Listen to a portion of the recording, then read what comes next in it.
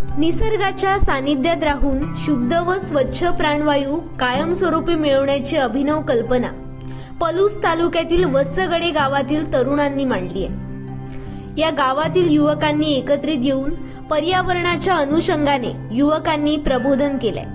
त्यानंतर गावाने ठरवलं तर काय घडू शकतं याचं प्रत्यंतर वस्सगडे गावाने देऊन गावात सुंदर असा ऑक्सिजन पार्क उभा केलाय।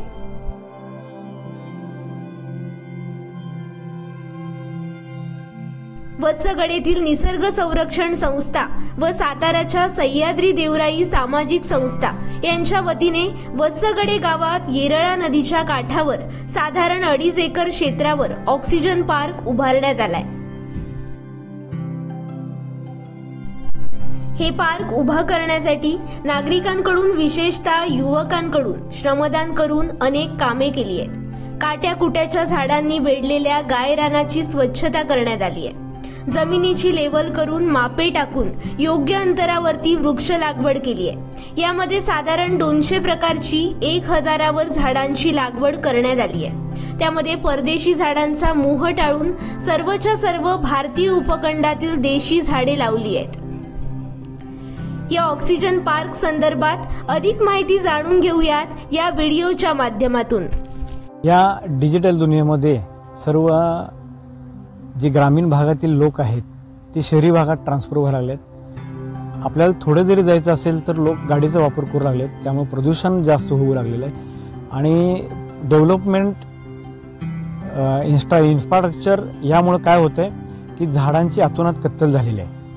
आज सांगण्याचा मुद्दा म्हणजे मुलाला जन्मजात ज्यावेळेला मुलं जन्मतं त्यावेळेला सुरुवातीला त्याला ऑक्सिजनची गरज असते, त्यानंतर आईच्या दुधाची गरज असते। म्हणजे इतका ऑक्सिजन महत्त्वाचा आहे। कोरोनासारख्या परिस्थितीमध्ये आपण पाहिलं असेल ऑक्सिजन मिळत नाही, अशा रुग्ण तडफडून मरून गेले। त्यामुळे कुठेतरी तरुणांनी नागरिकांनी या ऑक्सिजनचं महत्त्व जाणून घेतलं पाहिजे। प्रदूषण ज्या पद्धतीने आपण कंट्रोल करतो त्याच पद्धतीने हे ऑक्सिजन वाढवण्यासाठी वृक्ष लागवड करणे गरजेचं आहे।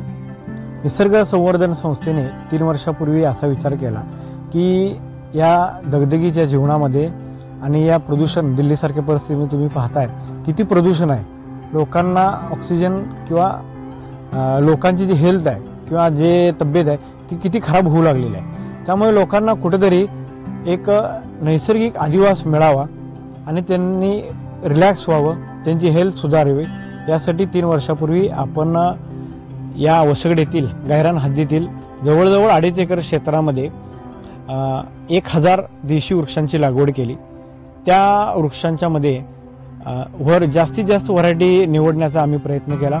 जवळजवळ सांगली असेल, कोल्हापूर असेल, पुणे असेल, सोलापूर असेल, या 4 जिल्ह्यामधून आपण देशी व्हरायटी ज्या मागवल्यात आणि ते प्लांट करून अतिशय काटे इथे जायला नाही, चालत जाण्यासाठी ही वाट नव्हती आणि त्या अशा खडतर परिस्थितीमध्ये आपण जवळजवळ ही झाडं 25 ते 30 फुटापर्यंत नेण्यासाठी खूप प्रयत्न केलेत। निसर्ग संवर्धन संस्थेच्या सर्व सदस्यांनी अतोनात प्रयत्न केले।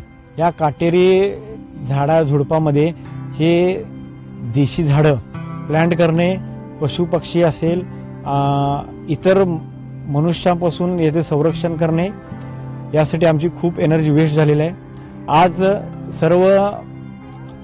मी सर्व नागरिकांना एक विनंती करेन की आपल्या जीवनामध्ये अर्धा 1 तास किंवा आठवड्यातील सुट्टीतील किंवा 2 तास मुलांना या ऑक्सिजन पार्कमध्ये घेऊन या।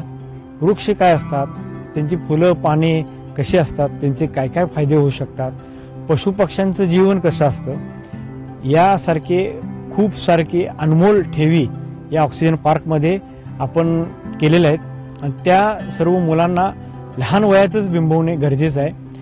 त्याच वेळेला त्यांची निसर्गाशी नाळ जुळू शकेल, नसेल तर येणारी परिस्थिती खूप भयंकर होईल। निसर्गाचा समतोल पूर्ण बिघडलेला आहे, त्यामुळे आपण या निसर्गाची नाळ आपल्या मुलांशी जोडणे गरजेचं आहे।